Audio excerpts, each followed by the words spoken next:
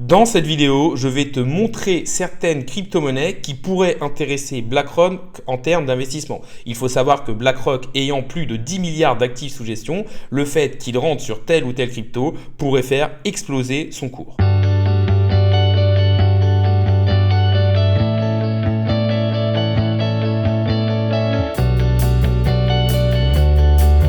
Salut à tous, c'est Inspecteur Crypto, bienvenue dans la vidéo du jour qui va parler de BlackRock et de ses potentiels futurs investissements sur des crypto-monnaies. Cette vidéo est dans le cadre du fait que pas mal de rumeurs circulent sur des ETF spot Bitcoin. On sait que la demande a déjà été faite par BlackRock et maintenant on attend l'approbation. On sait aussi que BlackRock veut se positionner sur un ETF au niveau de l'Ethereum et on sait que ça, quand on est sur un ETF spot, ça oblige à acheter un vrai Bitcoin ou un vrai Ethereum à chaque fois qu'un client investit au niveau de cet ETF. Ça peut donc faire rentrer énormément d'argent dans l'écosystème des crypto-monnaies.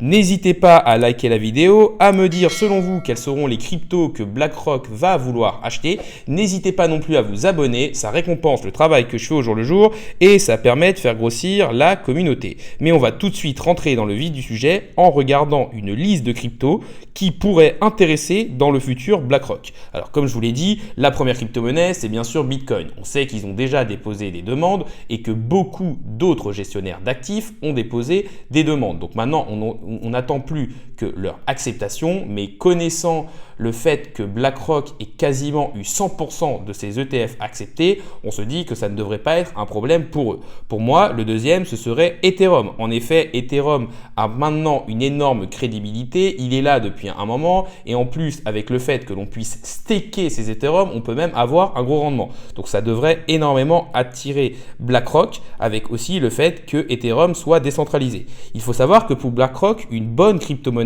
doit être premièrement décentralisée et deuxièmement gouvernée par ses utilisateurs. On peut donc retirer directement les mêmes coins et les privacy coins à cause de la régulation et aussi toutes les crypto-monnaies qui sont reliées directement à des échangeurs.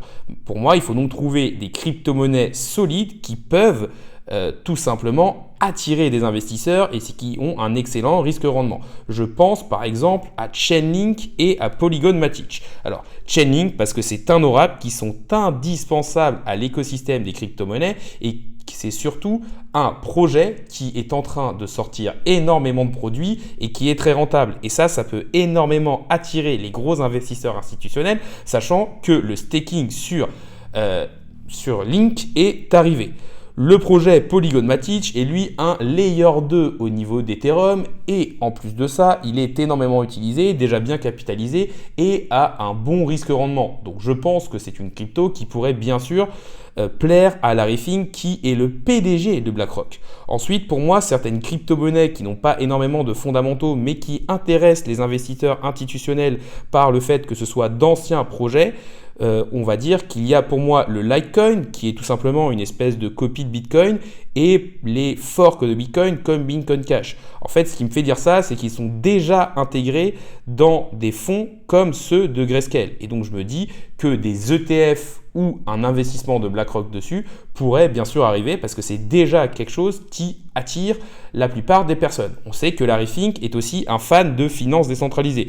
Donc je me dis qu'Uniswap, qui est le plus gros échangeur décentralisé, pourrait attirer son attention, ainsi que Aave, qui est le leader au niveau des plateformes de prêt et d'emprunt de crypto-monnaies et qui a énormément de fonds déjà bloqués dans ses contrats intelligents. Le dernier projet, on va dire que c'est plus une catégorie de projet, pour moi ce sera tout ce qui est tokenisation des actifs réels, c'est-à-dire les real world assets, avec par exemple le projet Centrifuge. En effet, on sait que Larry Fink et BlackRock s'intéressent énormément à cette tokenisation des actifs réels qui pourrait être le narratif qui pourrait faire exploser toutes les cryptos et faire réellement partir le prochain bull run.